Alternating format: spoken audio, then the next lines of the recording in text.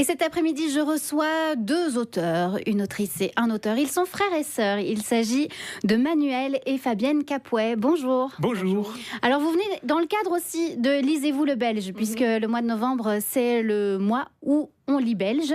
Et vous êtes donc tous les deux belges. Et vous avez écrit un roman qui s'appelle Zéro déchet, le guide du meurtre éco-responsable. Alors, on va planter un petit peu le décor. C'est le chef du département d'études des insectes qui a créé un composteur qui est capable de recycler n'importe quel déchet.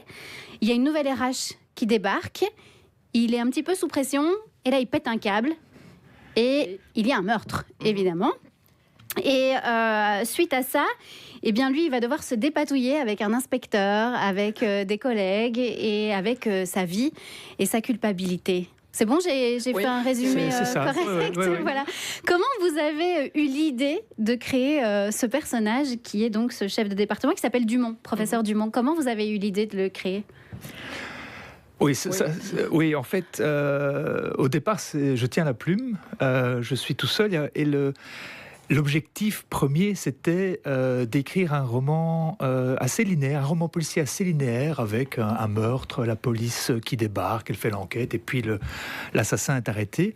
Je voulais quelque chose de très simple à écrire, et puis ça s'est compliqué très vite parce que j'ai décidé d'écrire la première personne. Ouais. Et donc, on rentre dans la tête du meurtrier, Ouais. on est face à ses remords, on est face C'est un peu comme Colombo, on sait tout de suite qui c'est. Oui, donc, tout à fait, il n'y a pas de mystère là-dessus, exactement. Et en fait, comme je rentrais dans la tête de ce personnage, de ce meurtrier, où j'ai accès à ses remords, à ses justifications pour tenter de s'expliquer pourquoi il a fait ce crime, j'ai été à un moment donné plus intéressé par le côté psychologique du personnage que par l'enquête elle-même. Et donc, quand j'ai fini le premier jet du bouquin, je me suis rendu compte que le scénario était peut-être un petit peu bancal, un peu mal assis, parce qu'à la fois il y avait une enquête policière qui m'intéressait moins, et de l'autre côté il y avait un personnage qui prenait de l'étoffe, prenait vraiment de l'envergure. Et j'en avais parlé à la maison d'édition qui m'a dit il faudrait le retravailler, mais j'étais complètement bloqué. Et c'est là que je suis intervenue. Voilà, c'est là que j'ai été voir Fabienne. Oui, voilà. Et alors, au départ, quand Manu est venu vers moi avec le manuscrit, son manuscrit, on pensait, il est venu pour une relecture et pour voir un petit peu ce que j'en pensais. Et au départ, on pensait remettre tout ça d'équerre en 15 jours.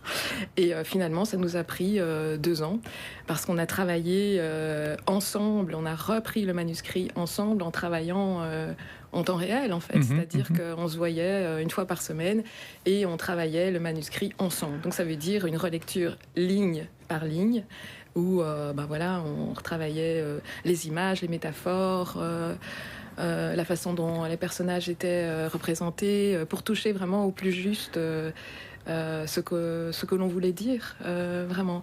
Donc ça a été un gros travail. Ah oui, 2 ans. Ouais. Mais l'histoire est restée...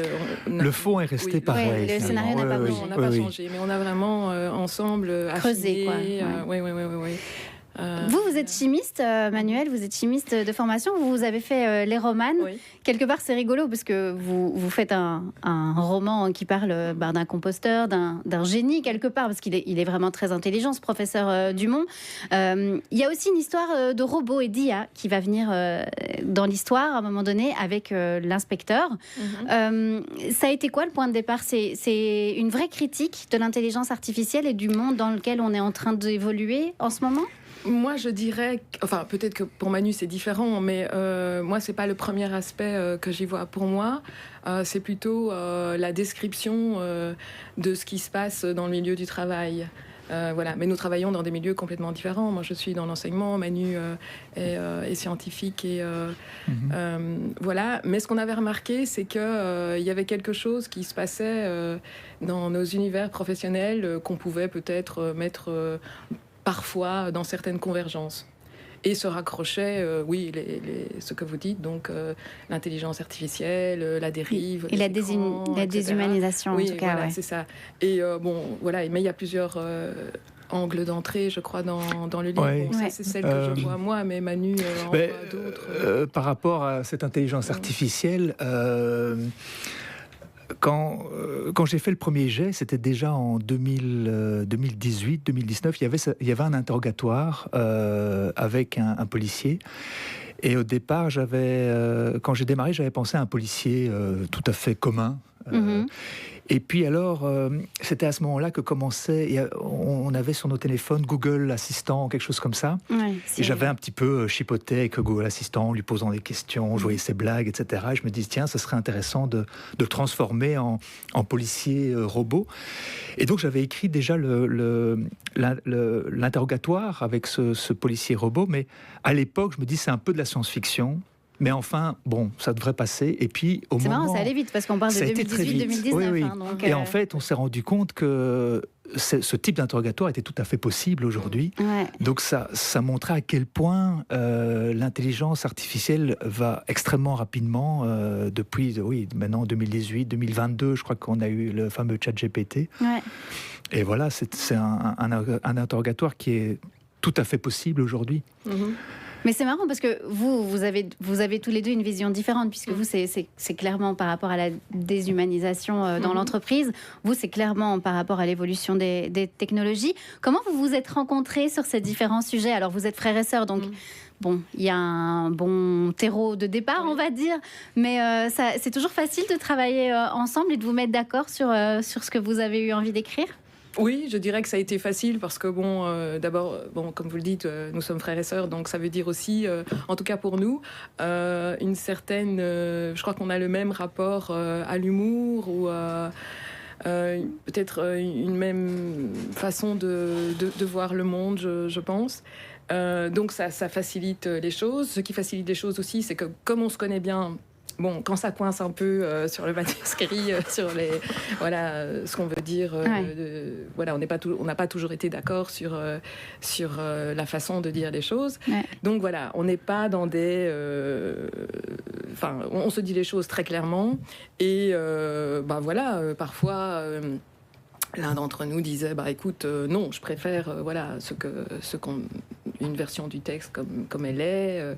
Enfin, voilà. Donc, je pense que ça a été une facilité pour ça moi. Vous a aidé, votre relation vous a aidé. D'ailleurs, je me demande si j'aurais pu arriver à une telle collaboration avec quelqu'un d'autre, en fait, parce que c'était assez facile au point de vue de la communication, et c'est ce qui nous a permis de travailler, de bien travailler, je pense. Je crois que ce qui a aidé aussi pas mal dans cette collaboration, c'est que finalement les rôles étaient assez clairs, c'est-à-dire que je venais avec un scénario qui se passe dans le milieu scientifique, dans le milieu académique, et j'étais un peu bloqué, et Fabienne a tout de suite vu à travers ce scénario le texte. Comment le réajuster, comment rendre un texte fluide, comment le débarrasser aussi des choses qui ne fonctionnent pas, qui ralentissent la lecture.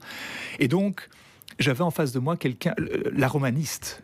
Et donc, j'ai pu voir comment est-ce qu'une romaniste travaille, et j'ai pu voir cette expertise vraiment à l'œuvre. Donc, vous avez découvert une autre facette de votre sœur. Oui, ça c'est vrai. C'est génial. Oui, parce que c'est vrai qu'un scientifique, c'est quelque chose on voit ce qu'il fait, il fabrique des choses, il fait des expériences, etc. C'est quelque chose d'assez concret. Et puis quelqu'un qui fait les romans, qui fait la littérature, on voit pas très bien ce que c'est. Mais alors là, tout d'un coup, je voyais le travail d'un texte. Et ça, c'est assez riche. Et en ça, on était vraiment complémentaires, je pense. Et donc, ça a aidé beaucoup dans cette collaboration. Et donc quoi, envie de réitérer l'expérience ?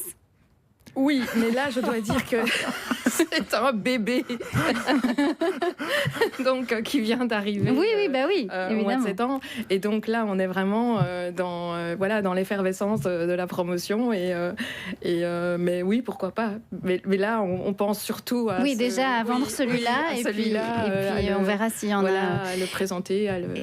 Il y a le personnage du professeur est quand même extrêmement marqué, je vous le disais hors antenne. C'est un personnage...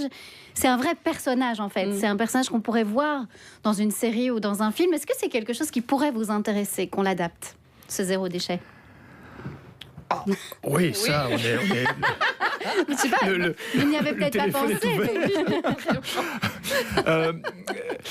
Oui, alors, ça, évidemment, je crois que c'est un petit peu le rêve de beaucoup d'auteurs d'avoir leur livre, leur histoire portée à l'écran. il est vrai que dans l'écriture, je crois que on a des scènes en tête, évidemment.